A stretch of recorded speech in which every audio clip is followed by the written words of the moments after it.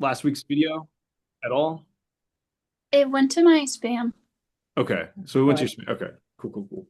All right, so I don't know what's going on, but just check your spam folder, and I can here. What I'm gonna do in the chat is if people didn't get it still, I'm gonna put the link to it right now in there.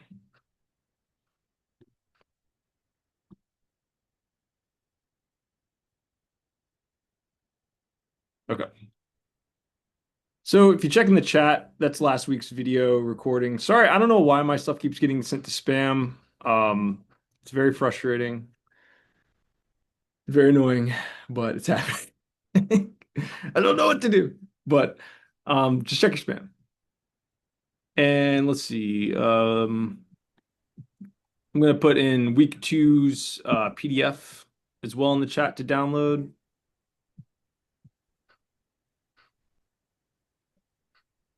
Cool. All right. Yeah, also too, if anyone else did, like I know a couple people sent me in their drawings in progress, their homework. Um, if you want feedback, like I said, just shoot me a picture of it to my email. And I will just, I'm not gonna be mean. I'm not gonna like tear your stuff apart. If I see anything that's like off a little bit, I will do like a draw over that and just kind of show you kind of where to like kind of make that fix. But everybody that turned in their stuff looks really good. Looks really good.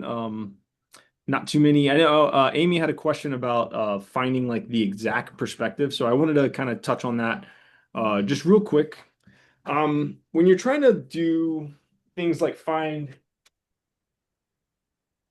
let me grab a piece of paper real quick.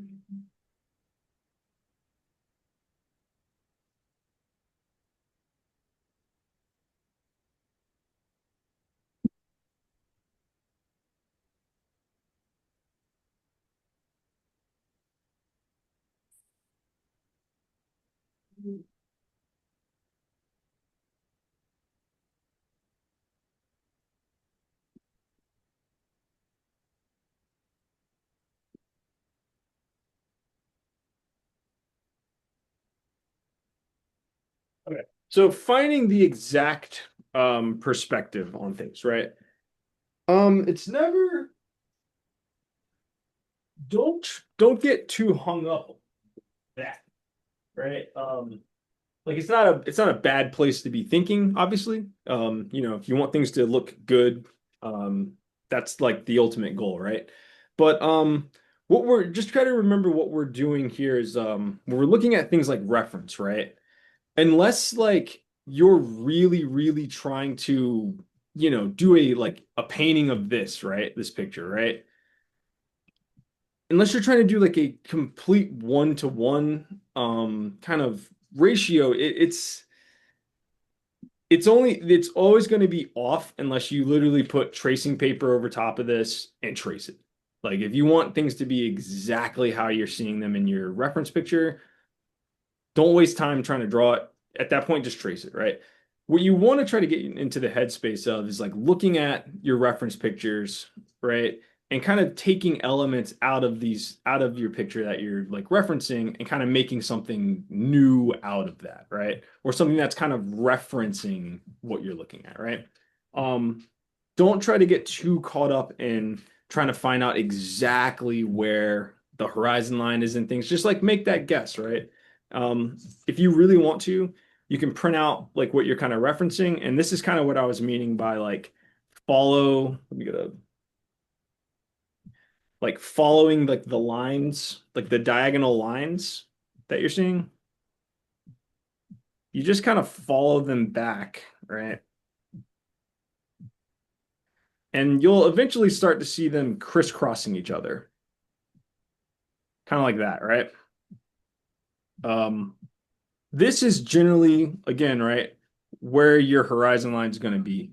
Where pretty much, this is kind of like a weak example because there's not that many diagonal lines in here. But then when we get over here, right, you'll see that the diagonals have changed, right? So this is kind of like the thinking that you kind of have to get into. It's like you're translating this onto a piece of paper, right? Like, because in real life, all these things don't actually usually end up going to like the same vanishing point. But when we're drawing them, it's easiest for us to make them all do that, right? So that's kind of what we're kind of trying to do with like reference. Like this one too, this one has like a little bit, but you can always just kind of do this, especially like if you have like a digital drawing program too.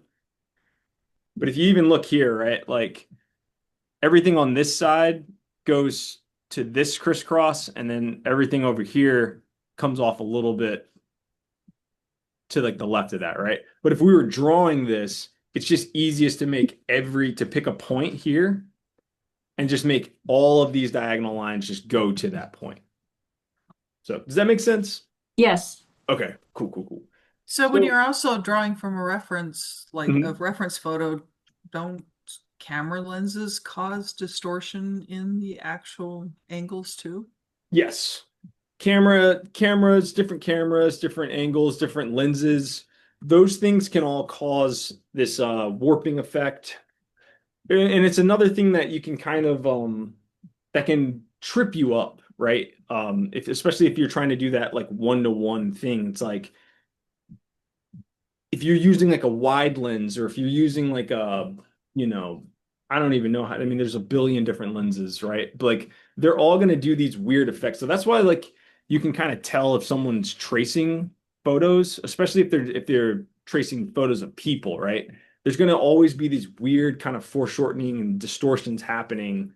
Um, that's why it's better to just look at what you're trying to draw and then kind of translate it onto paper. It's something, again, it takes a really long time to kind of break out of that habit of like trying to match things perfectly to like what you're kind of referencing. It's also a really good idea to just get multiple references. Like, I'll try to make this pretty quick. Let me see if I can find, you can do things like you make like a mood board basically of like if you're trying to draw a hallway, instead of just picking one picture of a hallway, you try to grab as many of them as you can, right? Let's see. Okay. So this is going to be kind of a,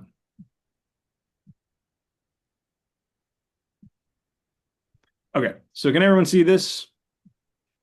All right. So when I have to do commission work or everything that involves characters, right? It's cool to like make a mood board, right? You can do this same kind of thing with your references, right? Like if you're trying to draw like a cathedral or something, don't just pick one cathedral. And this is a really bad example because it's people, but I don't have any I don't have any mood boards of buildings and stuff. But grab a bunch, and that you can kind of pick and choose bits and pieces of the references from. And I'll make one and then show it to you guys because we're gonna do that next week anyway. But yeah, we're jumping ahead. But yeah, that's basically it with reference. Like, just don't try to just match exactly what you're referencing, because then at that point you're just kind of wasting a lot of time. All right, let's all grab a piece of paper. We're gonna get warmed up here. Did anyone else have any other questions before we moved on, especially from like week one or anything? All right, tight. All right, so on a piece of paper, it can be like an 8.5 by 11. We are going to get warmed up. I want you all to put in a neutrally placed horizon line if you're just kind of getting the hang of this. If you're, a lot of people here actually seem like they kind of understand what we're doing, right? So I'm actually going to leave the horizon line placement up to you. If you're kind of struggling with it, just put it about in the center. I want you to make a room shape. Put your vanishing point dead center. I want you to make a room shape. So that can be just simple. It can be just a square. Project out from those corners. Just like that. And now I want you to fill this space with a bunch of rectangles and squares, right? Try to put things behind each other, try to put things in front of each other. It's just going to get you kind of, again, this is like a really good warm up to do when you have to get in the headspace of drawing these spaces. Okay, so let's take about 8 minute warm up. Does that sound okay for everybody? Okay, cool. Take about 8 minutes, and I just want you just, like I said, just fill this room, fill this space with a bunch of squares, bunch of rectangles. Try out different shapes as well.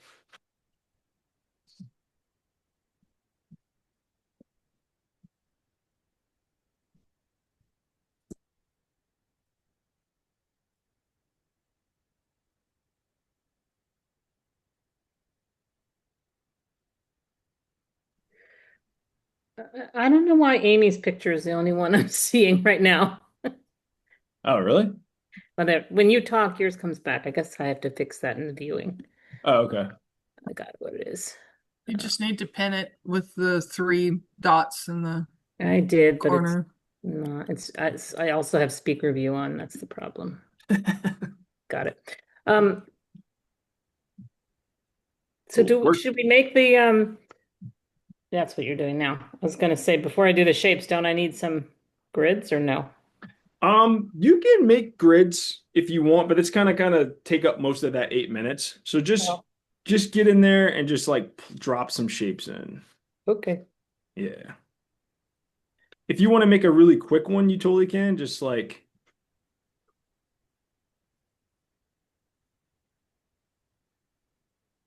just make sure that everything, all these straight lines are just getting smaller and smaller. Further back we get.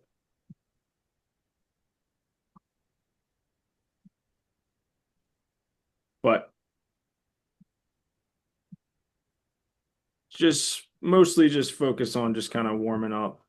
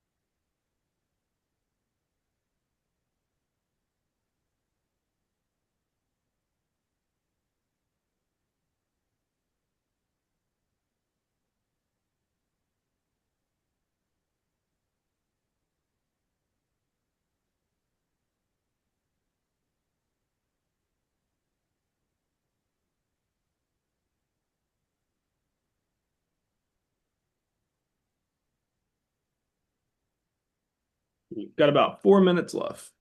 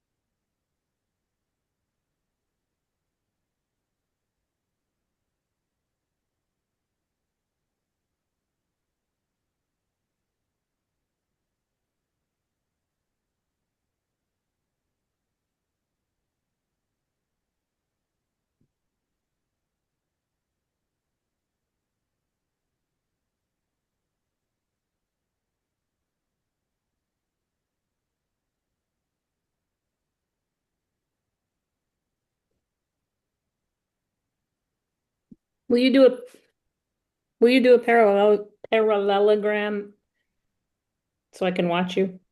Parallelogram. Yeah.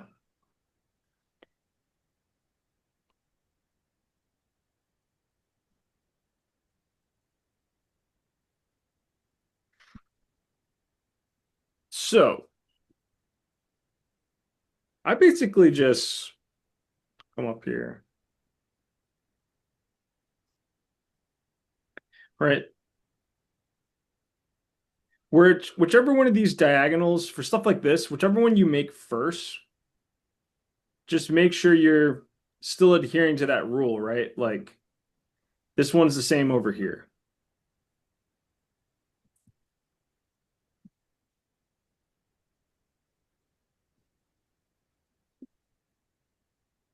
And this kind of thing goes for any shape that you're making. Um,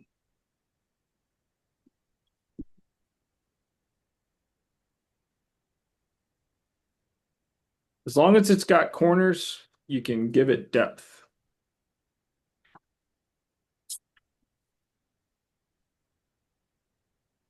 Like that.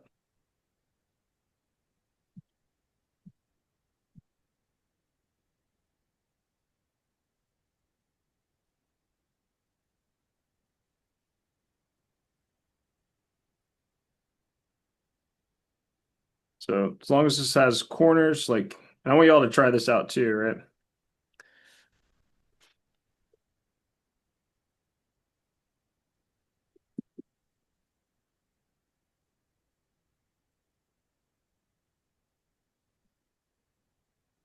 long as it has these corners, you can give this shape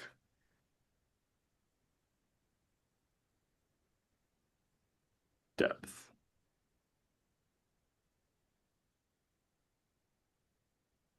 Gets a little tricky, but right, you're just still making whatever lines up here. You want to give this depth, you just make that same line again, just further back alongside one of these corner lines.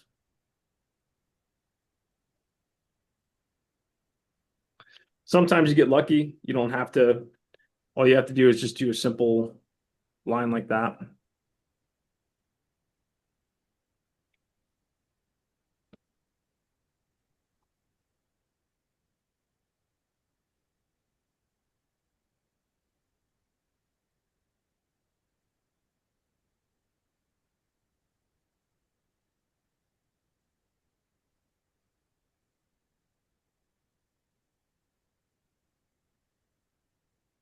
You want like some weird furniture.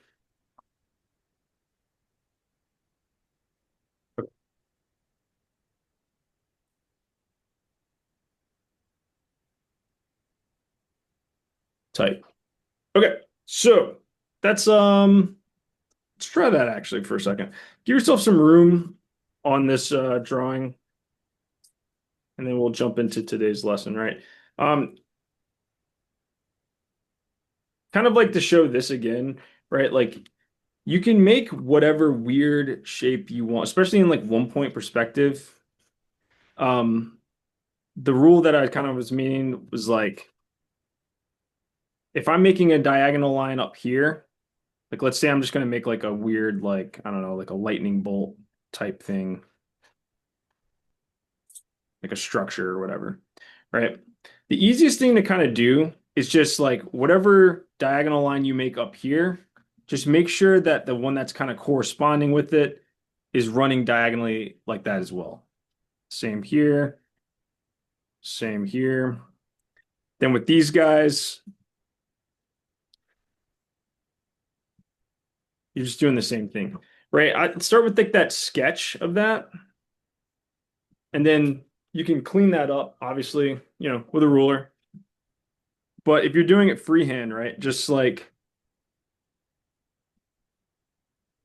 however you've made that line on one side, just make it exactly that same thing over there.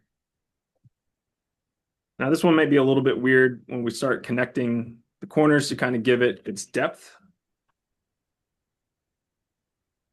But you just connect the corners back to perspective.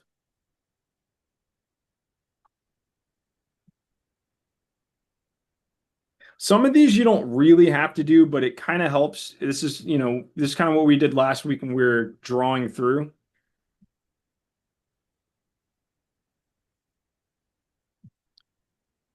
Like that. And like that. Right now, using those guidelines again, you just come along.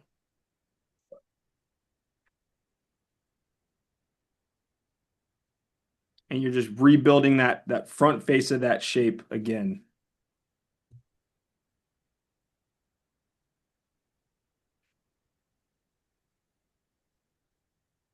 Right. And then you can just kind of clean it up. So this is like a fun thing that you can kind of do as well to just kind of get yourself acclimated with shapes and perspective. Everyone see that? Cool. All right, so we're all warmed up now. Let's go ahead and take a look at week 2's PDF.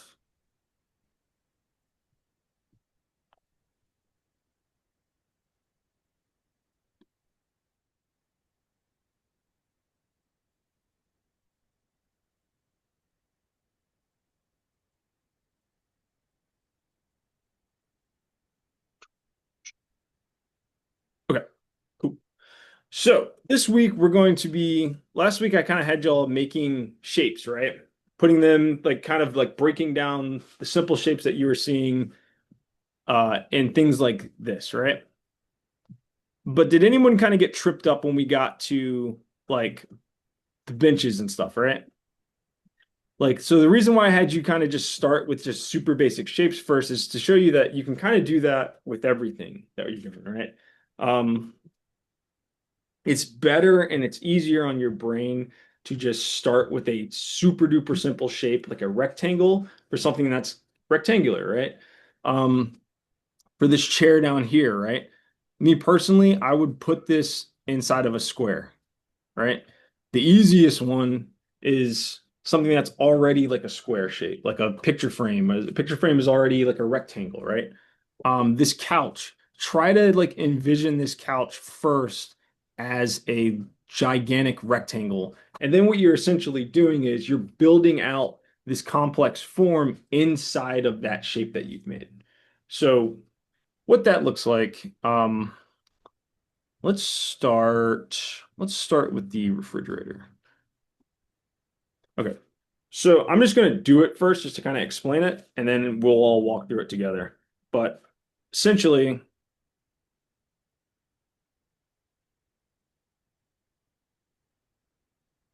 you're doing what we've been doing, right? Where we're starting out with front face of that shape, right? Connecting back all the corners. And then from there, you just kind of want to build that shape out to get yourself started. So this whole area right here, right? This is going to represent where I want to put in that refrigerator, right? So from here, me personally, I kind of like to start with the front and then go back. So I'm just going to build this out real quick. I know we have some cylinders below that this stands on top of. And then we have that refrigerator door for the freezer. So this is the thing too. It's like you can either eyeball this or you can do what we did last week where we broke this shape up into 3s or 4s, and you can kind of do that. Like I can say like, find the middle,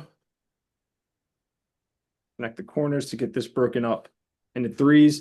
And then I can say this refrigerator door, or I'm sorry, the freezer is going to be 1/3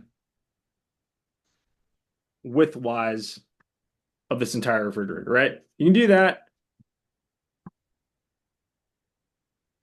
Or you can also just kind of like eyeball it and just go, all right, I'm going to say, I don't know, that just feels right to just do it like that. All right, so now we have the front face of that refrigerator. Now I'm going to come along the side here and just give this some depth. This opens up.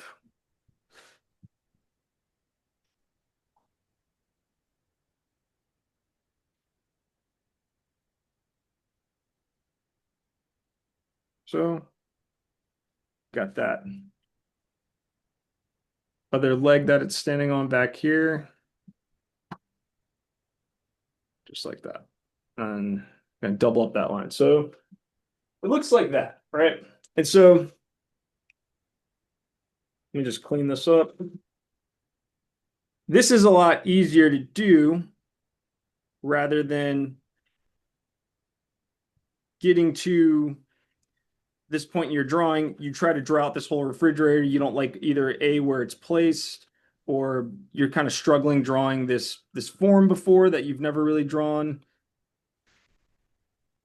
It's just so much easier to just start with it in its simplest form first, which is basically a rectangular box.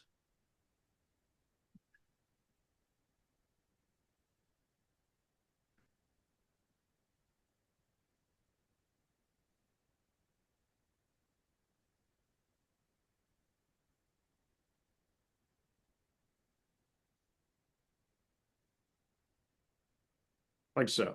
All right. Now you got yourself a little baby fridge. So I want you guys to do that.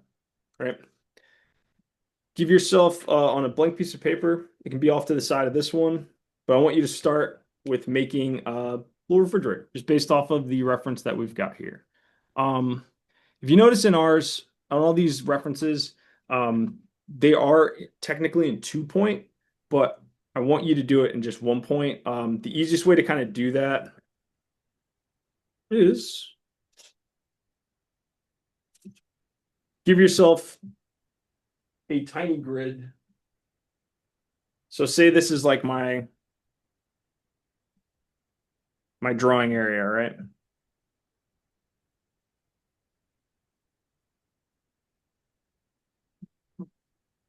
Just give yourself a super tiny grid. You can either get in here and measure this out just by like doing like 1/2 inch.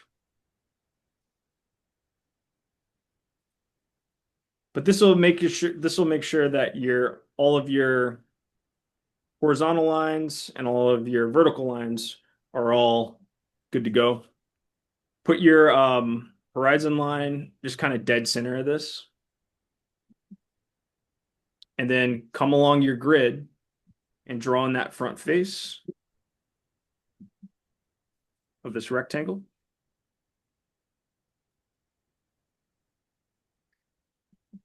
Come off to the side here, or you can even work in this grid if you want. But if it's getting a little too narrow, just go outside your grid a little bit.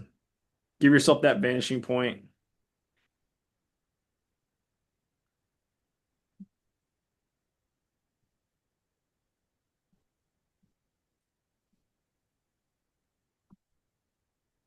And then give yourself that rectangle to work in.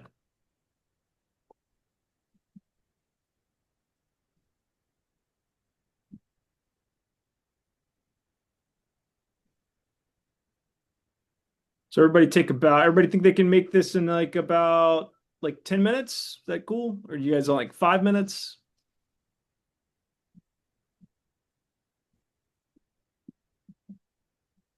I can't predict yet.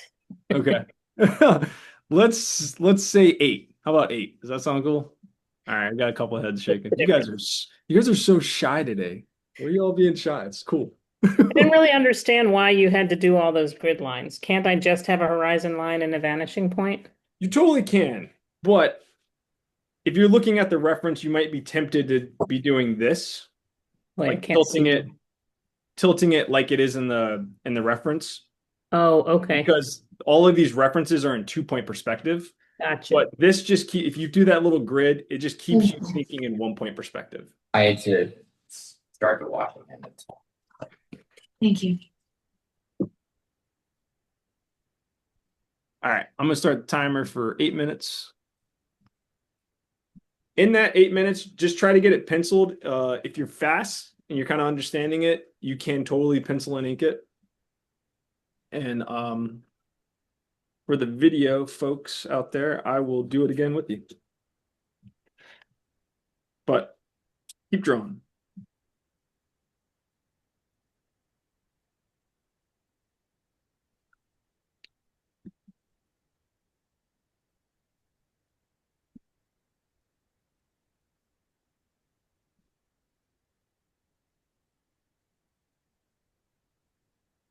Don't be afraid to zoom in either on the reference and try to see like the little intricacies that are happening.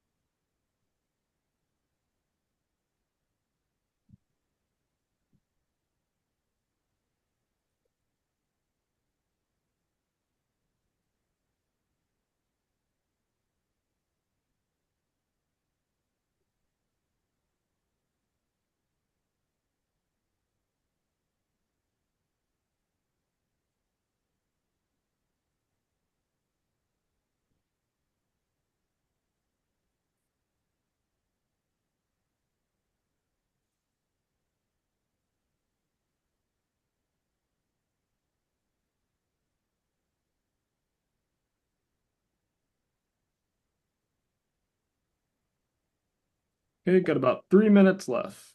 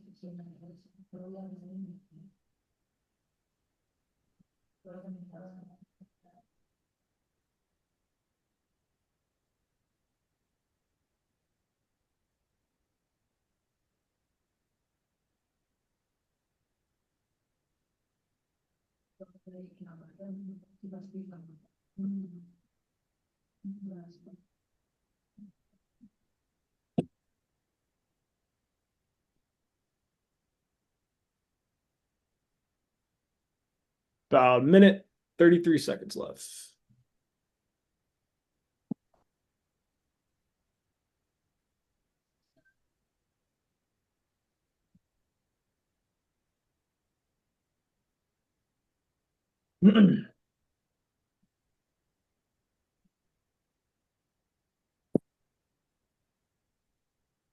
How's everybody doing on time? They feel like they need a little bit more time after this? Or you feeling all right? All right, cool. Keep her going. Got a minute left.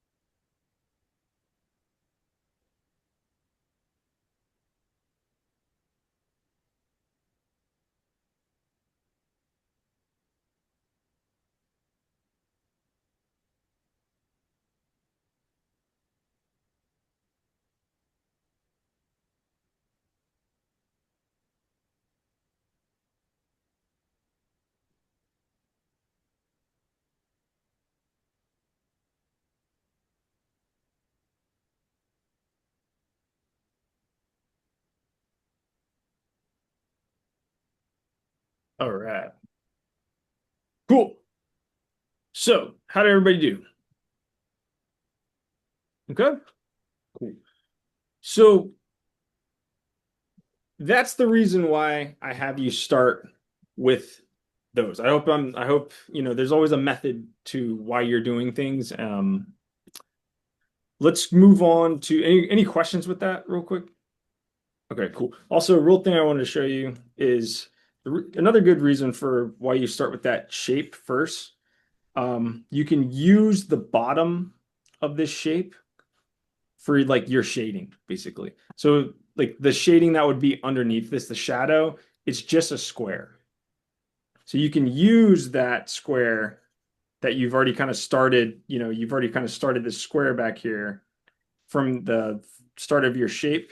You can use that to shade it, basically. It's like a real quick hack of like drawing shapes and shadows. All right, so moving on, let's go ahead and check out the next one, which is picture frames. Picture frames, pretty easy, or not easy. The hard part about picture frames is just making sure that you're not drawing like flat screen TVs for pictures, right?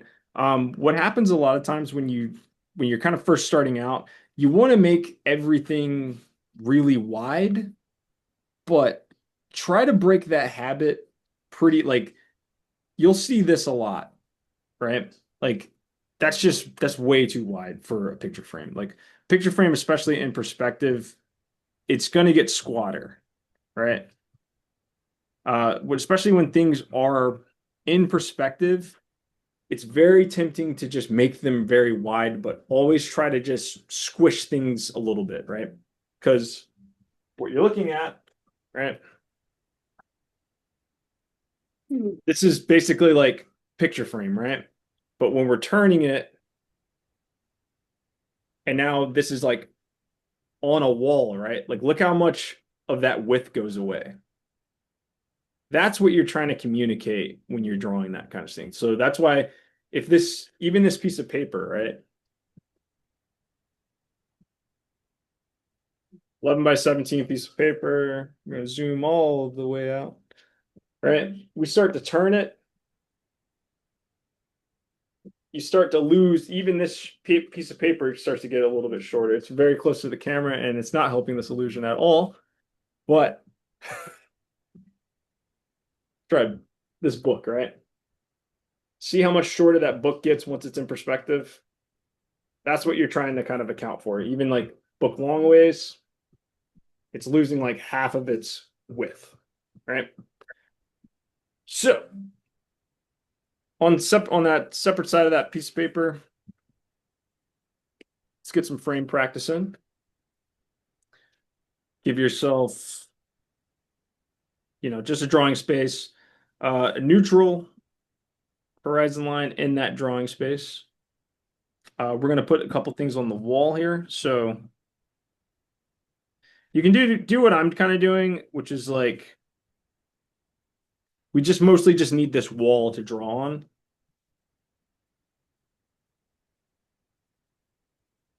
So give yourself this wall space. Just like that. You don't really need to make a grid for this, but again, like if you're having trouble with keeping your line straight, throw yourself a grid on here. The quick and easy grid for this, right, is like all this stuff down here needs to be smaller. So you can start big, and every line that you're making needs to be a little bit smaller than the one that comes before it. Right? But if you don't need to do that, you don't need to do that. So let's put our first picture up on this wall. Let's start pretty close towards us. Just come up here. You can just kind of freehand this first. We're going to put this first one above this horizon line. So again, we're starting just with a rectangle. Excuse me. What I personally like to do, I like to just start with that line that's going to represent the edge of the picture frame that's closest to us. And then I project those two lines back, right?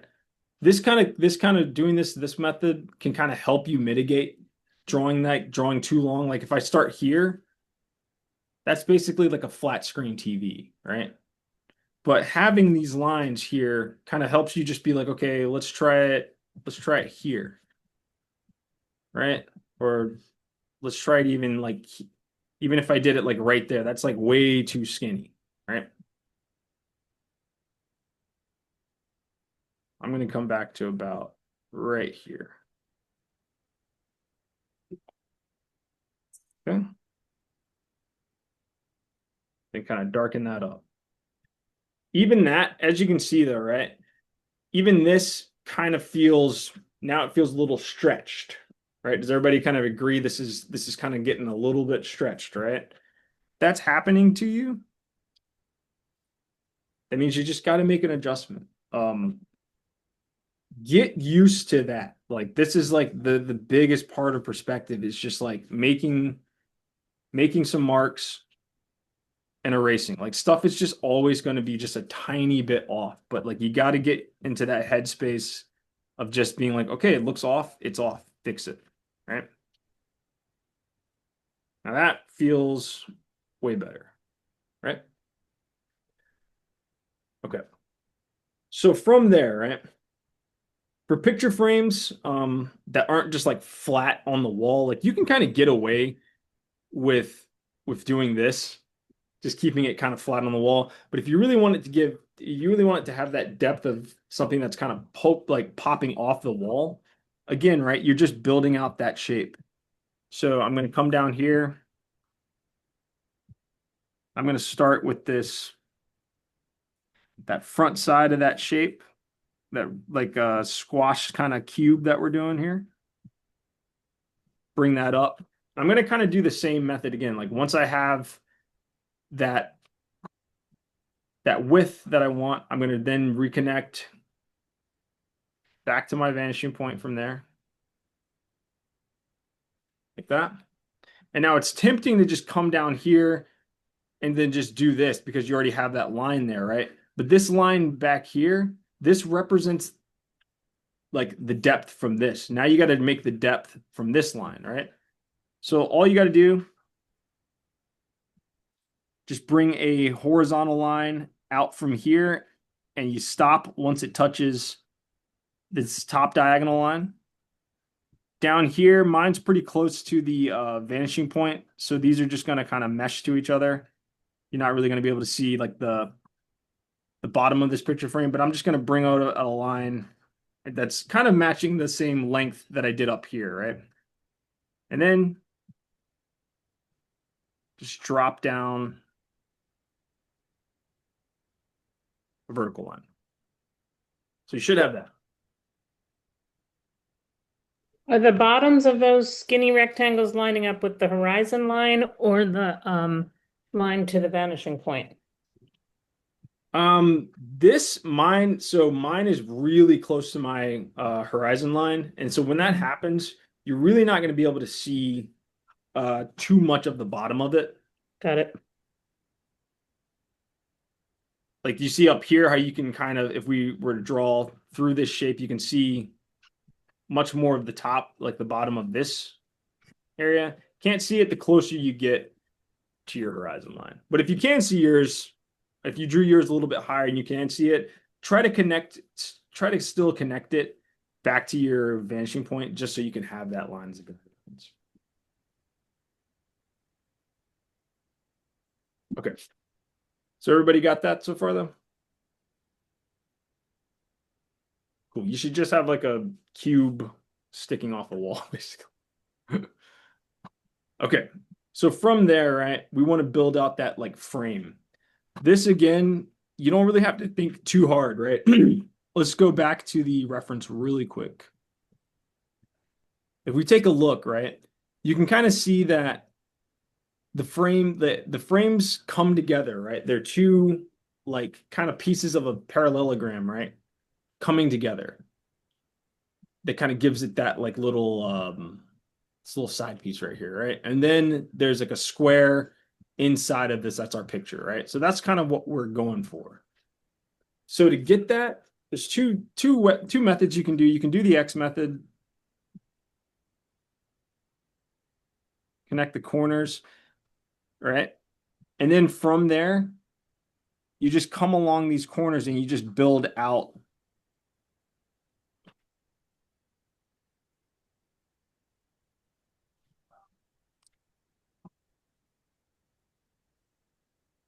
another cube or like yeah, cube. You can darken up these little corners, right? You can do it that way, or I'm just going to erase.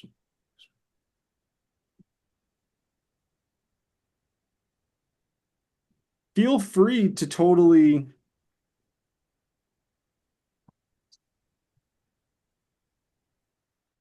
I mean, I don't know if you're like really against doing the X method, you shouldn't because you got to do it. But you can also just come in here and just go, okay, I'm going to just draw in. I'm just going to freehand in this cube. Right. And then just knowing that these corners all kind of connect like that, right? You can just kind of freehand those in. And then again, for the actual picture part, you just want to leave a little bit of space.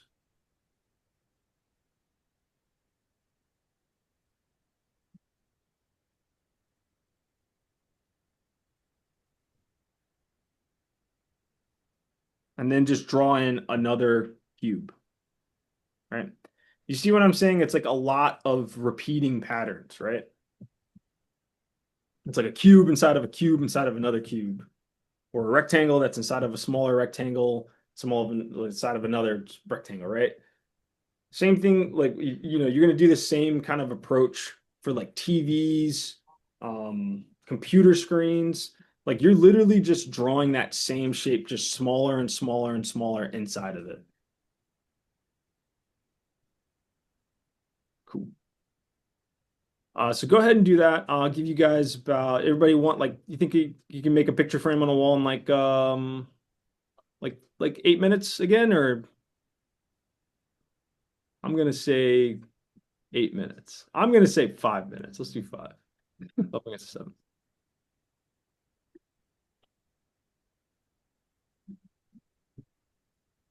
It's totally okay. Keep drawing. You don't have to look up while I talk.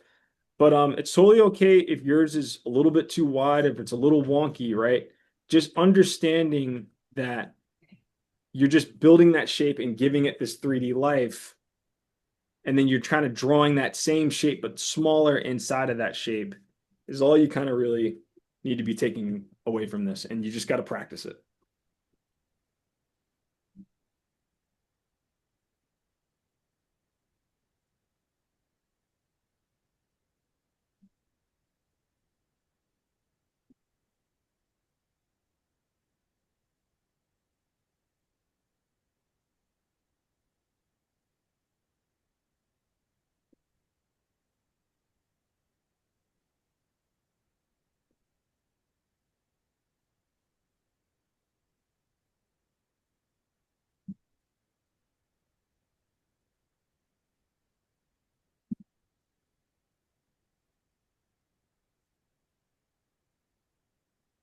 Derek, Hey, if the frame was closer to the back wall, does it get more narrow or does it just overall like decrease in scale, like proportionally? it's going to be both. So when you're back way this far back, right? This is where you can really just get away with just doing something like this, right? You don't even really have to kind of, I mean, you can give this a little bit of depth by just kind of drawing that same shape again, but it should be really small. You can do this method where you're just like not even like really connecting your lines together because you're just showing like the further away something is, the less detail you're going to be seeing, right? So you can even just do that, right? But up here till about like really honestly like about right here, this area, you got to make sure you're giving all the detail, giving all the depth cues. But once you're back here, you can really kind of just make sure that they're very narrow. They should be getting a lot narrower, right? Like that's pretty narrow.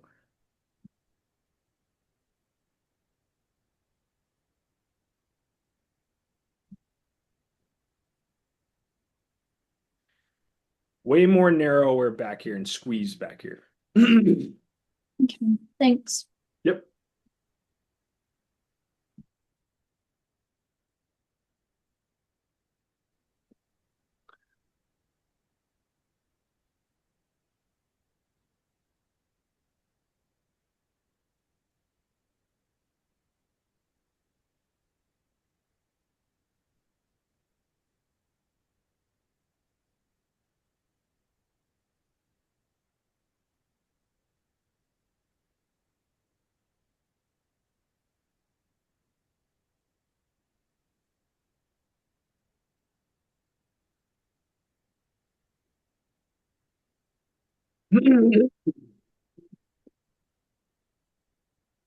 Allergy season is upon us. Let's go.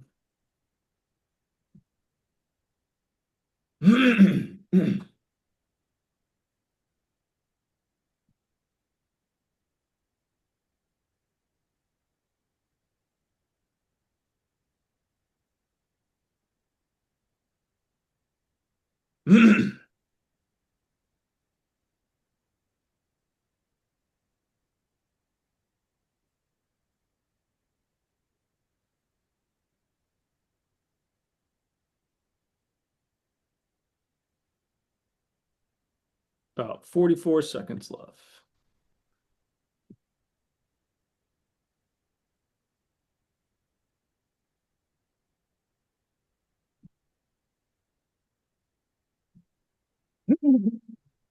Sorry, guys.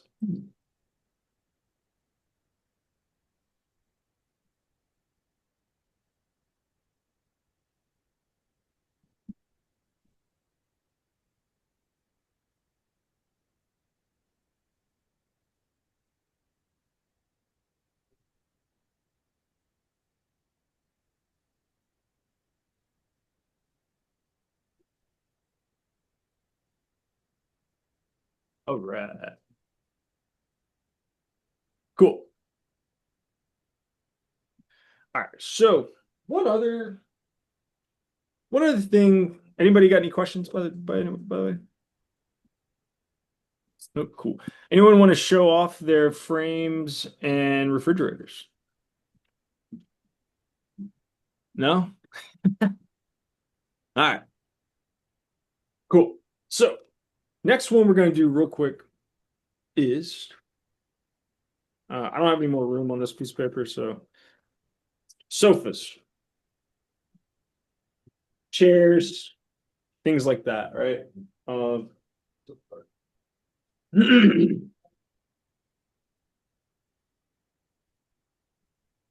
Those things, like, you will want to add in that grid, right? Let's go ahead and just give yourself a drawing space on your piece of paper and just be the square. If you're having trouble, like, you can and can't, like, what am I trying to do? There's a couple tricks for like drawing like a quick grid. Like the reason why, again, right, you're drawing that quick grid, because we're doing this in 1 point perspective. You always kind of want to know where your vertical lines need to be straight at and where you need those horizontal lines. So as long as you're just kind of making these they need to be about as perfect as you want them to look, right? Like, I mean, you're not working in like the like furniture business and you're not designing furniture here, but if it's going to be something that's designed for somebody, or I don't know, you can also do this stuff on grid paper, but if you want that practice, right, make sure that all of these squares are roughly equal, right? Another tool that you can get it's kind of, you can do it, you can find cheaper versions of this, but it's called a mapping device. Wow. So this thing is cool. This makes it so that you can put a grid anywhere, right? Like I did this grid freehand, but if I wanted to kind of then touch it up, this helps me be able to go, it makes any I'm learning to draw to get better at designing furniture. Oh, okay. Well, yeah, Noel, get used to grids because you need things to be perfect and exact. So grids help with that, right? This guy is awesome. If you do something like this, like you want to just make a makeshift grid, I can just come up to the edge of my paper right here. I'll just do it right here, right? And I can just use these points to then make in a makeshift grid. This is a little bit of like an advanced tool. Don't go out and just buy one because you kind of don't really need it until you need it. But if you're just starting out, try to just use your ruler. But this helps you just kind of make a grid pretty quickly, right? And then you just connect all these points that you just made. This one's like $100. You can find some plastic ones that are like a little bit kind of cheaper. Just don't get something called it looks exactly like this, but it's used for finding the spacing on t-shirts for placing buttons. You don't get that. That thing is gigantic. It's not what you need. But this is called a 10-point divider. You can write it down. 10-point divider or a mapping tool. But again, I'm not doing this to show off, but like this is what you would use it for, like making just grids for like the backs of your drawings, right?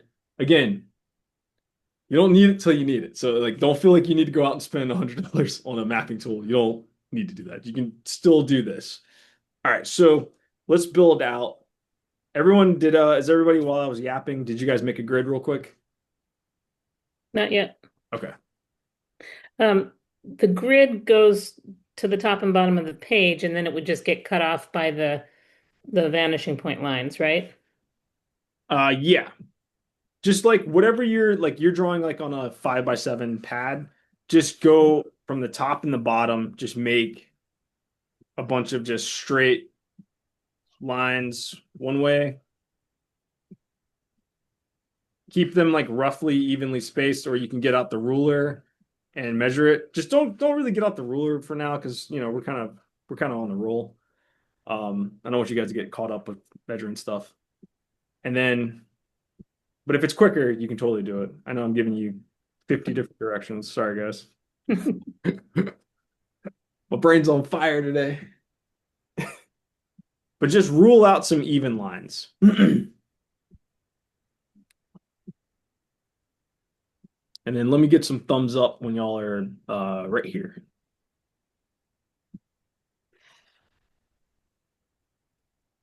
And again, too, sorry to keep talking. You keep them light, because we are going to erase these. We don't need these, but just keep them light. They're just there for like a guide, basically.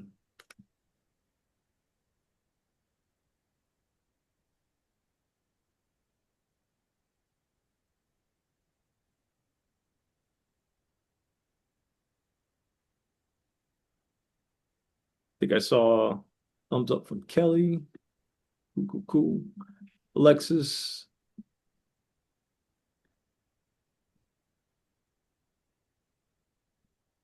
Noel.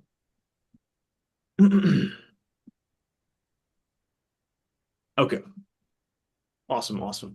All right. So from here, just keep it pretty neutral. Just keep like a neutral horizon line just right through the middle of that. And we're gonna let's start with that chair. All right. You guys, like I said, I'm gonna bust it out real quick. You can either draw along with me or you can watch. But for this chair, I kind of like to start with just thinking of that whole shape, right, inside of a square.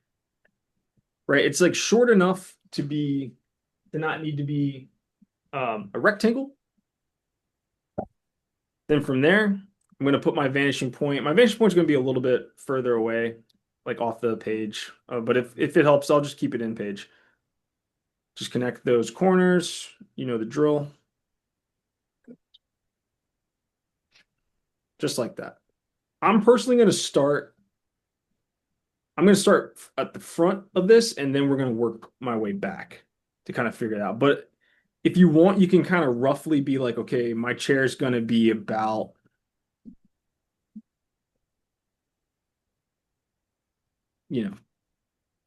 think of this shape that you're drawing as like the cage that you're kind of putting your chair into, basically. All right, so I'm going to kind of start figuring out where I want there's some legs here. So I'm going to kind of rough in those legs. And I'm working on this side first, right? So I'm going to figure out the height of the leg. And I'm just going to bring that line all the way over to the other edge. And then I'm going to drop down that same kind of like tilted shape that's going to make up this chair's legs. Right? That way you're not guessing what it's like over here. You got it exact on both sides. What you can do from here is you can either bring this back now, because this is representing the bottom cushion, right? And do it over here too, just so you don't, even though we're not really going to see this side over here, it's always good to just be drawing through, just so it helps you kind of keep track of where everything in your like the object that you're drawing is. And I'm even just gonna go ahead and just lightly draw in that leg. Even though that back leg, we can't see it, it's just nice to know where it's at. From here, I'm going to build up the arms and the cushions. All right. So I'm going to just kind of come about about, let's say about right here, as far as the height, right? That cushion, I just simplified it into a rectangle, right? That height feels okay for me. I'm going to bring that height line all the way over to the other side, right? And I'm going to kind of just guess like the same width, right? Like I'm going to say it's about that wide on each side. I'll just clean that up. Okay. Next, I'm gonna tackle these two cushions here. I'm just gonna start with the overall width or the overall height, right? And then I'm gonna break that up into one small rectangle on top of another, right? Just like that. From there, I'm gonna do a couple things. Like this is like when you're doing perspective too, it's okay to kind of jump around. Me, I jump around a lot. Right? So I'm just gonna connect the tops of these arms just back to my vanishing point. They're pretty close to my horizon line, so they're gonna be running parallel to it a little bit.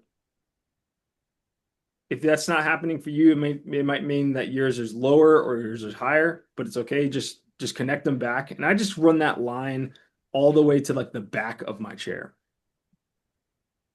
From there, I'm going to do the same thing here so I can see the top of this cushion.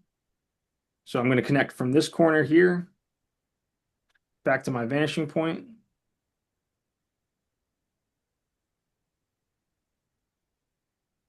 Like that. And I'm going to do the same thing over here. Now, the reason for that, right? Because it's easy to just kind of see that this line is kind of going back here, and I can be, oh, okay, I'll just make sure that the end of this cushion is like right here or something, right? You can do that, but it can kind of get a little bit messy. So it's just better just to always be drawing through. So I'm going to say that I know it looks kind of complicated, but I'm just going to say that this is how deep that cushion goes back here. Because we also have this cushion that's above it. So again, right, whatever tilted line that I make, I'm just making sure that I'm making that same tilted line again.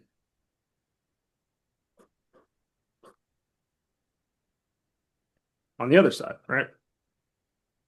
This tilt, it can be as tilted as you want, right? Like just kind of try to match it a little bit to what's happening in your reference that you're drawing from. Or if you're designing something, make it tilt. I'm going to say mine's going to tilt that much, right? And then I'm just going to connect the top of that pillow back to my vanishing point, and I'm going to finish up the other side of that tilt. Lastly, I'm just going to figure out the back of this chair. Back of this chair just kind of comes out a little bit more. And it also kind of has a little bit of a tilt to it. Right, so this is what you should have. It's kind of like a wider chair. This side is going to be a little bit wider because it's a little bit further away from our vanishing point. It's totally fine if that's happening. Then you just kind of clean it up by just erasing all the construction lines that you did.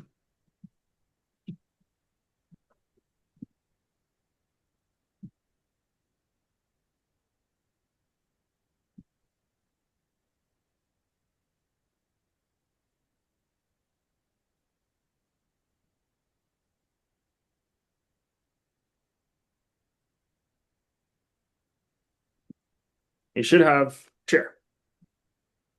Let me just do these legs real quick. So these legs also have some depth to them as well.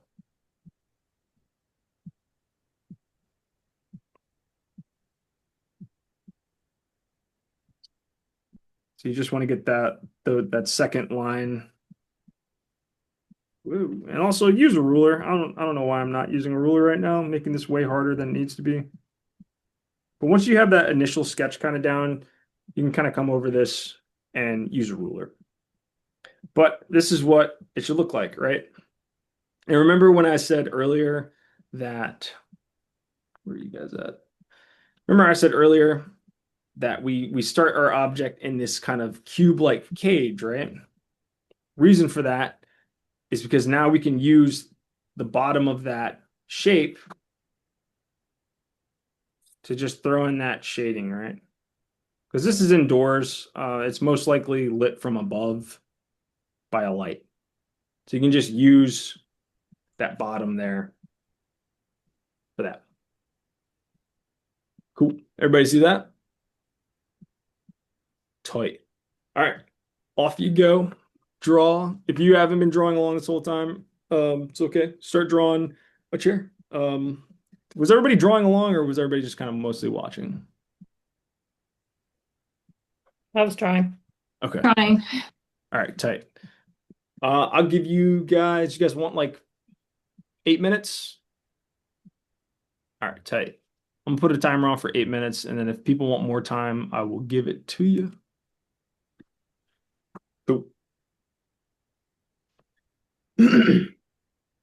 How did you decide how far back the seat should go? Or is that just like personal choice? This guy, like, Yeah. so that, it's again, like I kind of just drew through and I kind of figured like, okay, we have this cushion back here is in here, and then we also have this cushion that's up here. So there needs to be enough space to kind of show that.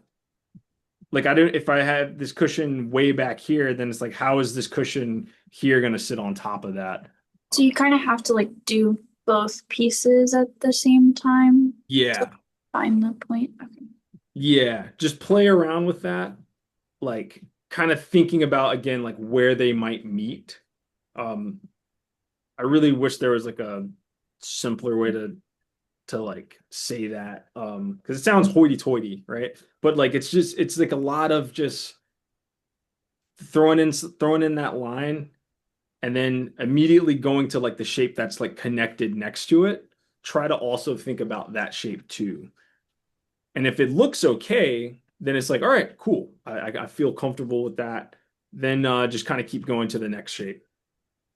But it's a lot of trial and error. Like it's that's why I keep telling y'all, like, just get used to making some marks and then being like crap and then erasing it and then trying it again.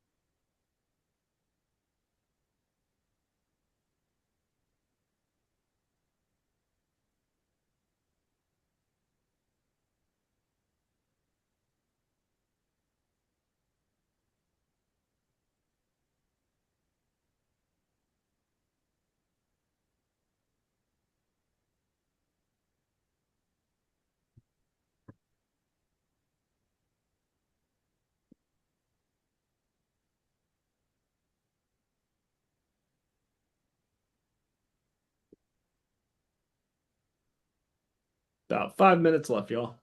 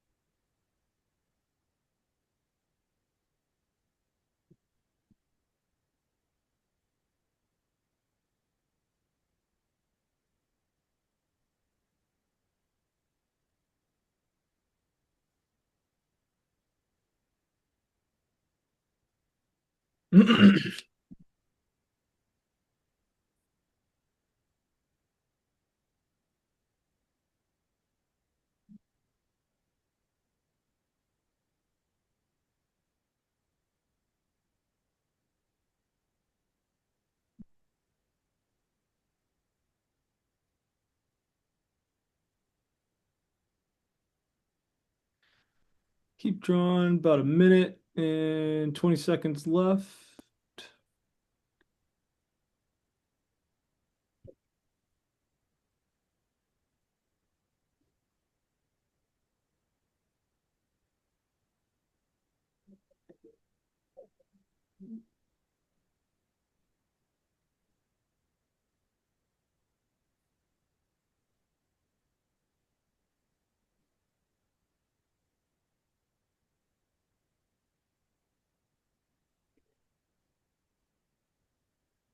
Oh.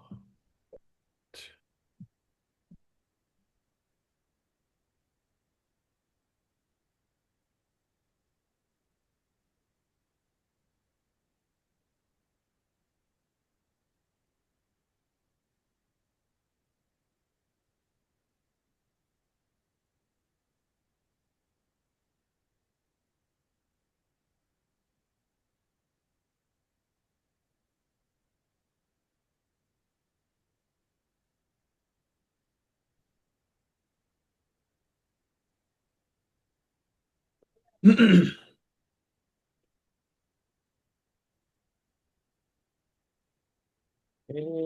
time. Cool. All right, so how's everybody feel after that? Any questions, any concerns? That one did not go well, but when I was following along, it went fine. Okay. That's again, the game of perspective is you win one, you lose the other one. Like it's but again, right? Like you just got to keep trying. Just don't be afraid to erase. Don't be afraid to almost, start over. Another thing too that's a little bit harder for us to kind of get to grasp, right, is we're drawing a 3D object, right? And we're only able to see this picture that I've provided, right? Um, there's only so much you can kind of get from that reference shot, right? So here's an awesome website that I highly suggest you guys go to, especially when you're drawing interiors. It's called Sketchfab. You can kind of come on here, and can everybody see my screen, by the way? All right, cool. You can type in like chair. You can type in, like let's do sofa. Hilarious if I spelled sofa wrong. All right. So what this does is this is like free game assets basically, but you can use this to kind of practice, right? Um, especially like, if you're not drawing something that's in your house that's like readily by you, right? You can come on here, you can literally grab this and move this around at any angle, right? And you can then do some sketches based off of that, right? You can kind of see better the shape that you're trying to draw, right? Like this site rules. I'm on here all the time. If I have to draw cars, especially, like I'll pull this up and just kind of move this thing around to like the angle that I'm kind of trying to draw that's in my perspective. And it just kind of helps you to visualize more what you're trying to put on paper. Um,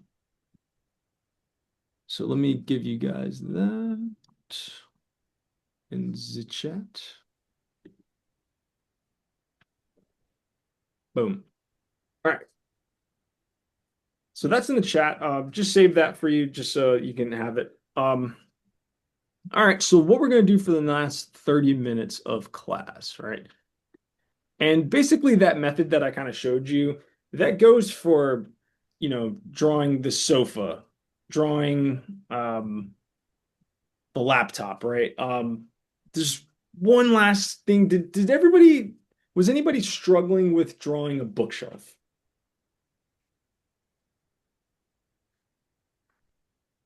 Yay or nay? It's totally cool if you were, totally cool if you're not. But just in case you were, I was going to show how to kind of approach that. Very quickly. It seems like does everybody get it? Is everybody okay with that? Get Think so. some feelers out there. Feel like that was just, you just followed the lines. Yes. It's basically like following lines, but like if you get into this, if you're having trouble, basically if you're having trouble like separating out, was anybody getting caught up with like separating out like your shelves, basically, and wanting those to be like equally spaced or anything like that? Yeah, a little bit. Okay. So the way to kind of combat that, and I'll do it really quickly so we can kind of get to our assignment. But once you kind of have that front face, right? Like let's just say this is in perspective, right? Boom, boom, boom. Okay. So we have this front face of our shelf, right? All you do to find the different shelves without guessing it is you just do the X method. Find that middle. That's a shelf right there. Then now you have these two areas you got to split up. Do the X method again.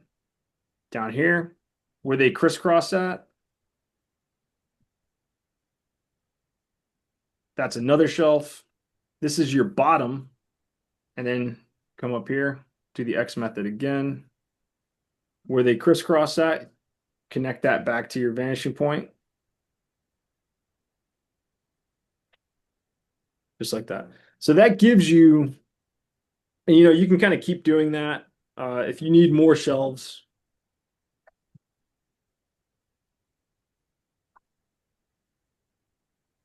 right? Again, this is like in 1 point, right? So we have that. You do need to kind of draw through just to get that, back, like the depth in here. But once you have these shelves, right, all you have to do, this is your back wall, right? Because you made this front wall, you made this back wall. So you already have the top here, connect that, come down here. You do want to connect all of these over because we're working horizontally, right? Like we're in 1 point, so our horizontal doesn't change. So just run all these over just like this, like they're running horizontally with our paper. And then from there, you're just adding the depth, right? You're just adding like you're recreating this line again. You're just building that shape out basically.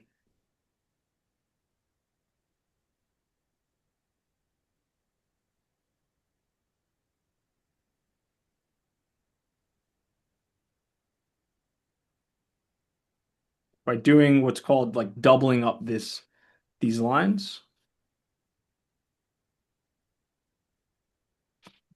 And you also want to do it too on the sides here.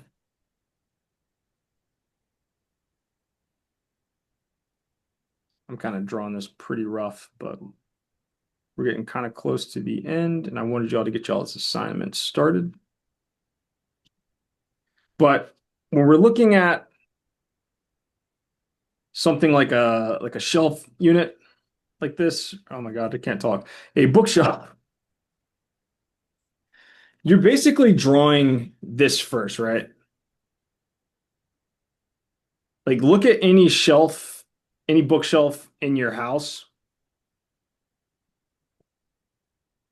It's going to start like this. Like if we're looking at it front on, right? And then you're sliding these shelves into it.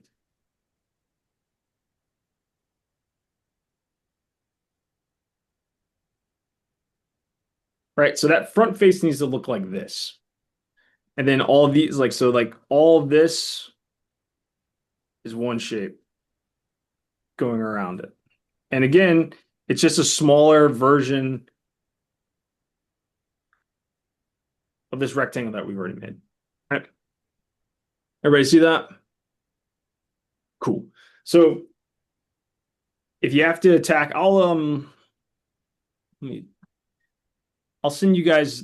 Everybody knows the X method is in the PDF that I sent out, so you'll have that in case you need to reference that. But what we're gonna do for the rest of class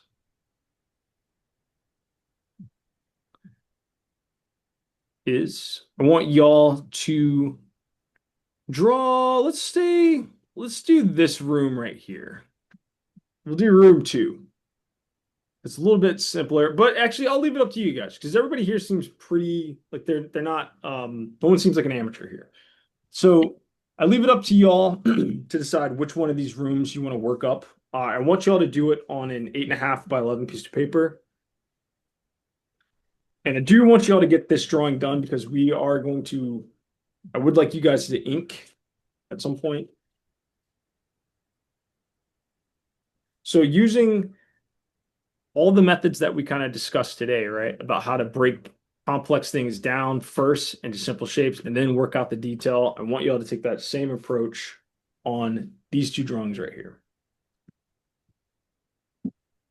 And they're 1 point perspective also. Yep. Right? Yep. Okay. Some odd reason it's harder to find just furniture in 1 point perspective because I guess they want to show every single side of the furniture that you're going to buy. So I'm going to say 8.5 by 11, but if you have a sketchbook that you're working in, it's just nice to have the extra room. But work at a good size where you can comfortably get in all these couches and stuff.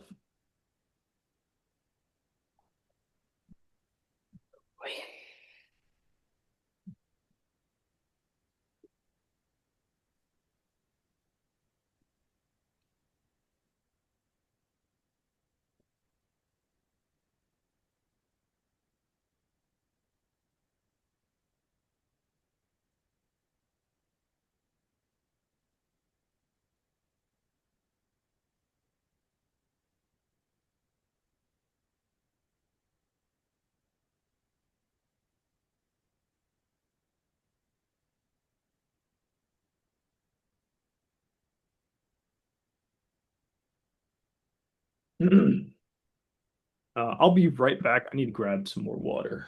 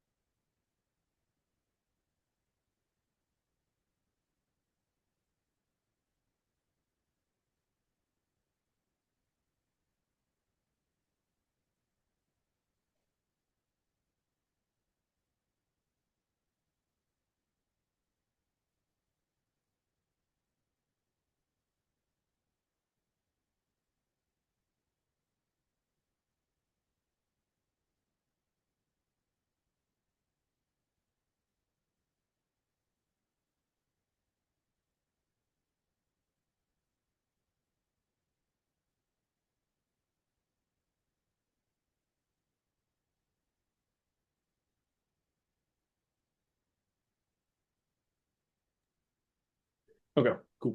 Let me know if you guys have any questions. And yeah, do you think?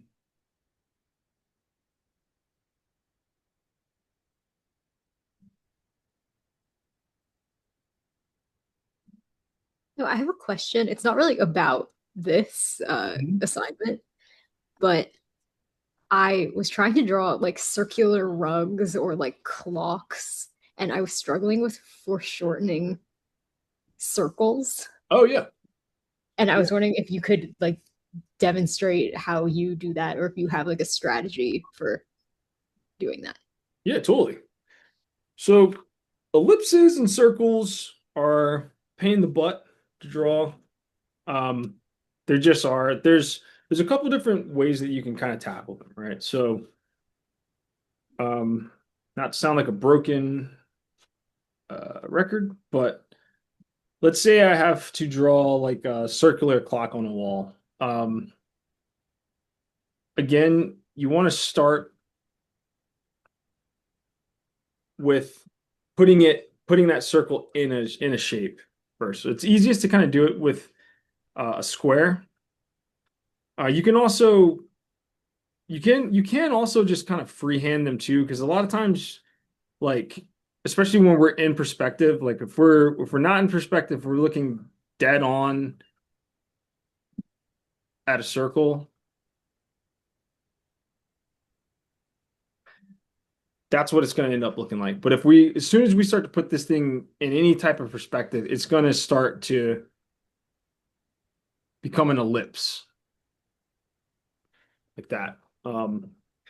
This is one way to practice that is to just, it's called ghosting, not the dating term, but like you kind of ghost out this circular shape that you're about to make, right? And then you start to touch it to your paper, right? You can make a bunch of these like this.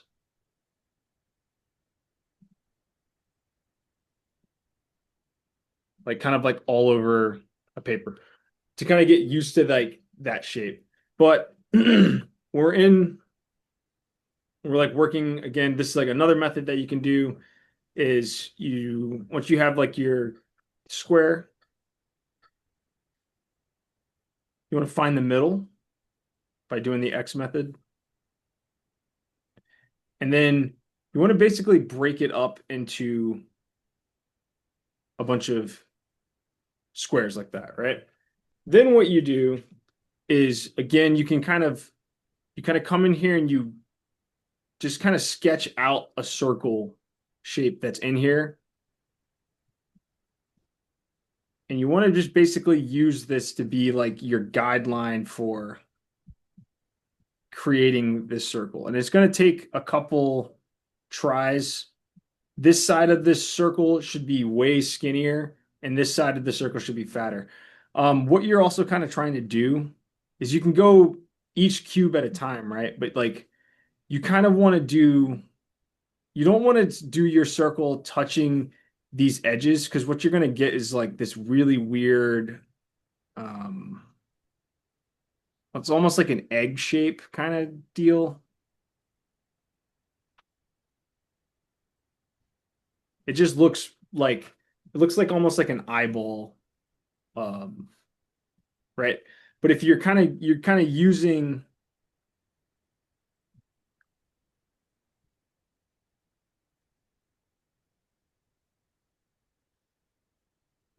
this shape to kind of try to draw in this like ellipsis shape. So personally, just like to kind of do it like this.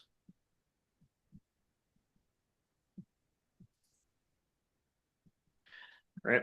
And then we want to give this some depth, right? Luckily with like ellipses, you can kind of really like just kind of focus on like one side, right? Like we're looking at where I'm like right here.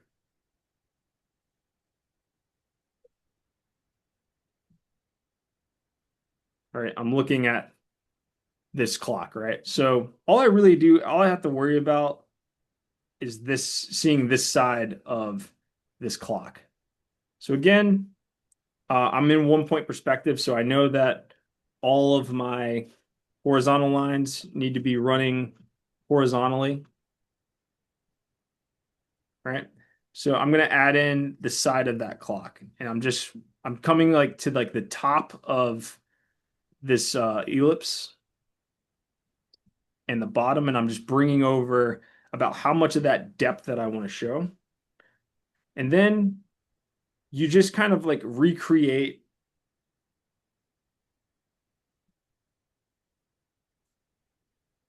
that side of the ellipse like that. Just kind of darken it up.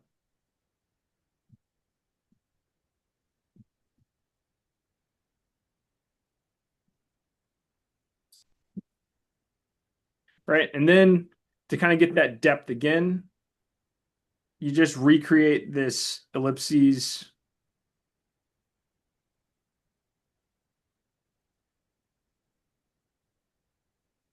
inside of it.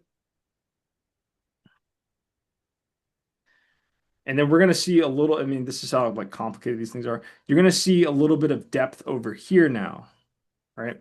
So again, you kind of pick a point like kind of like off to here, and you're just recreating that same like curve again.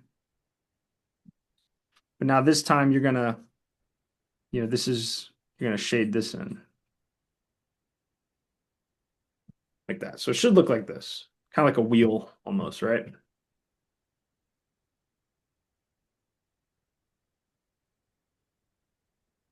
So you have that. That's how I go about doing it. Hold up, let me fix that. It's a little bit.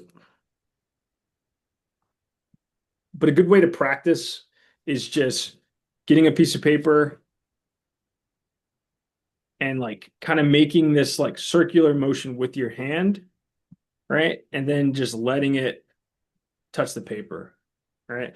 Do a couple, let it touch the paper. You're not really thinking about any type of perspective when you're doing this, but this is like the shape that you're oftentimes going to be running into. So then you can come up here again and you can kind of freehand some like that. Right.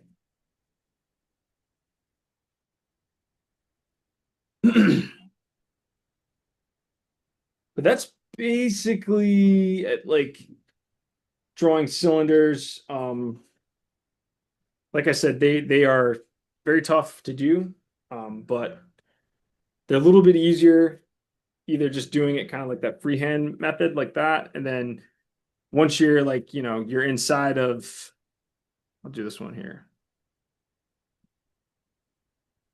Once you're inside of it, you just make a smaller shape. You can actually another trick that you can kind of do is you can come behind that. I do this a lot with like wheels. Like I'll make this first ellipse and then I'll kind of come like a distance and just make the same shape again.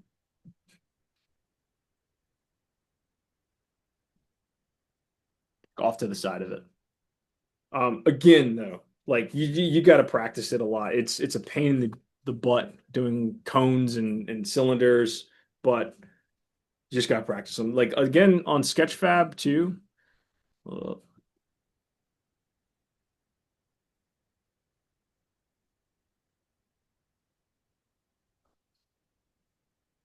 You can also find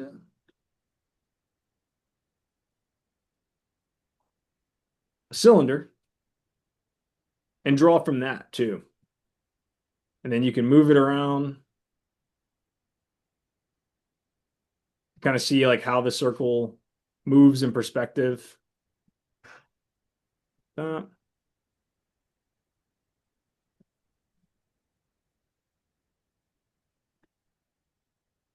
But you end up doing like a lot of like circle stuff, like basically freehand. This is like the other method that I was telling you too about was when you're drawing, you want to draw that cylinder, you start off with a circle, with a square, and then you kind of, once you have it chopped up, you then build your circle inside of that. I just don't really like doing that method because it just adds so many extra lines that I kind of have to account for. This helps though when you do have to draw a clock, because then you can use this to be like, this is 12, this is 3, this is 6, this is 9, and then you figure out, you can kind of keep making these marks to kind of figure out where the numbers that go in between those go. But that's like the only time I would use that method. Other times I'm just kind of doing the ghosting and then kind of like drawing in the cylinder. ellipse.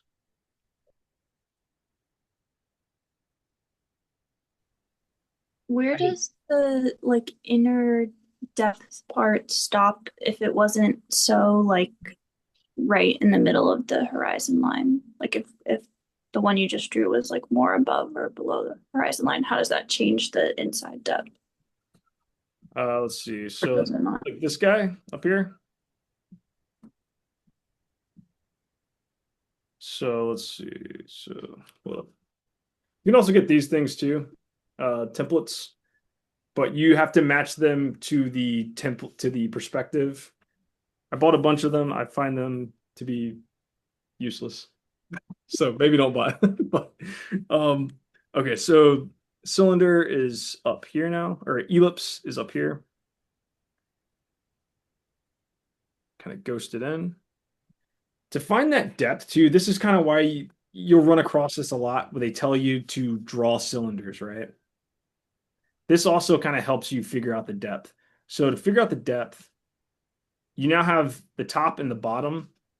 You just kind of keep going along this shape, right? And just kind of keep making that same cylinder. Say this is a pretty shallow one, right? I'll say it's like about here. You can kind of use this back cylinder as a kind of like a guide and just kind of keep making smaller and smaller cylinder shapes behind that to kind of figure out that depth line. Like let's say I just want it to be about that deep, right? That's like kind of like another way that you can kind of play around with it.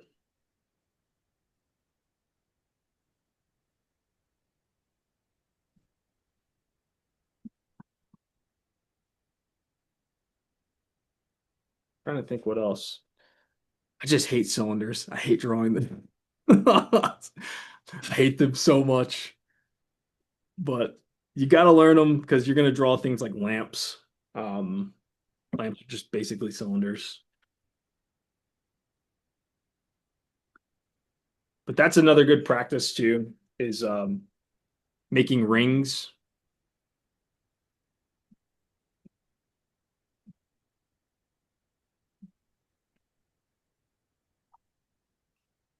Right. Also in that PDF, you'll see there's a part. There's a part in there where it shows cylinders in perspective that you can also use as like a reference to kind of try to draw from. It is right here. So you make one big cone, big cylinder, and you chop that up into smaller and smaller cylinders, and you'll kind of see where cylinders, like how they change depending on where they're at on the horizon.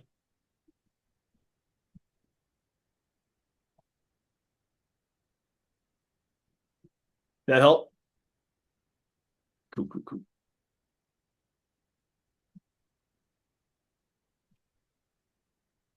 Yeah, thank you so much.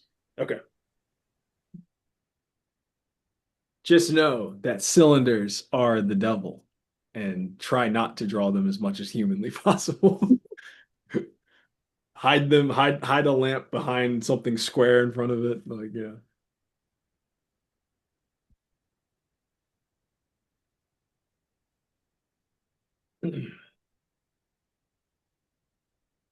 Okay.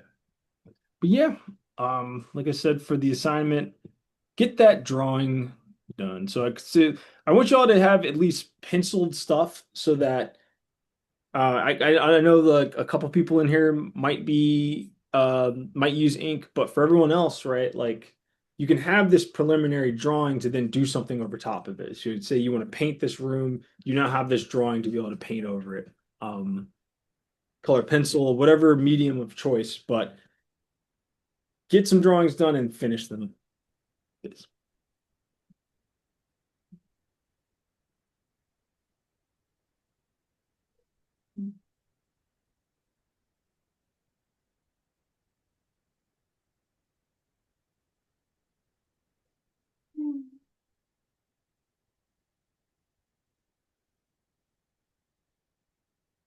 You don't think that inking is happening tonight, do you?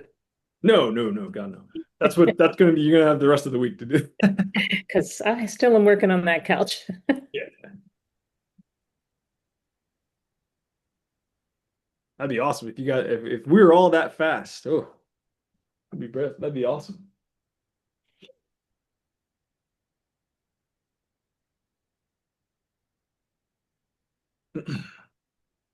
All right. And two, we got about 6 minutes left. So if anybody has any questions, any other questions, feel free to ask.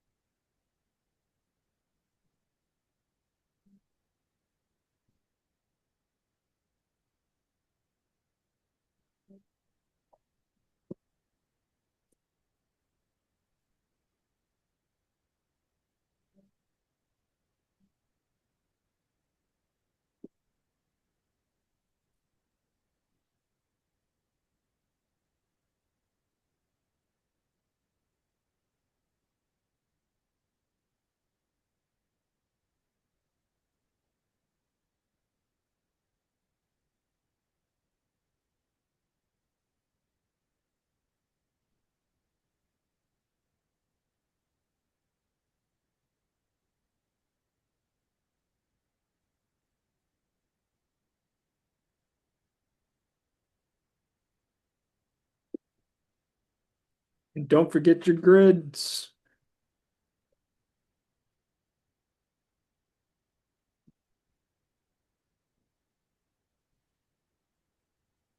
I started with the vanishing point and the horizon line. And Mhm. then I started working out from there with the center of the fireplace and then the couch. But I Yep. wasn't doing like I looked up and I saw you're doing it entirely different with the like the wall and all these grid lines right away. Is it okay to just use the T-square and just kind of work as we go? Or is that Yeah. Yeah, totally. Listen, you can totally, you don't have to use the grid. I personally like it just because it helps me just figure out my depths. But like, yeah, use that T-square. Like you seem like you've got a pretty good handle on like what we're doing. So yeah, you totally okay? grab that in there. That's the other thing I want y'all to walk away from this class with is like there is like you get the tools to this stuff, but they're all customizable to you, right? Like if you can kind of keep that grid in mind while you're drawing, then that's even better too. But like, yeah, use what works for you. Okay. Yeah. All right. So I will see you guys. I'll see y'all all next Tuesday. Feel free to email me. I'm gonna send you the recording again. I'm so sorry that it keeps going to spam.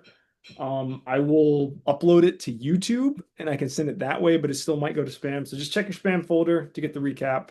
And yeah, hit me up with any questions. Please send in the homework. Like get this penciled and send it in so you can get feedback. Feedback is very, very, very crucial. I'm not mean, I promise. So don't be afraid to send me things. All right. Let's go ahead.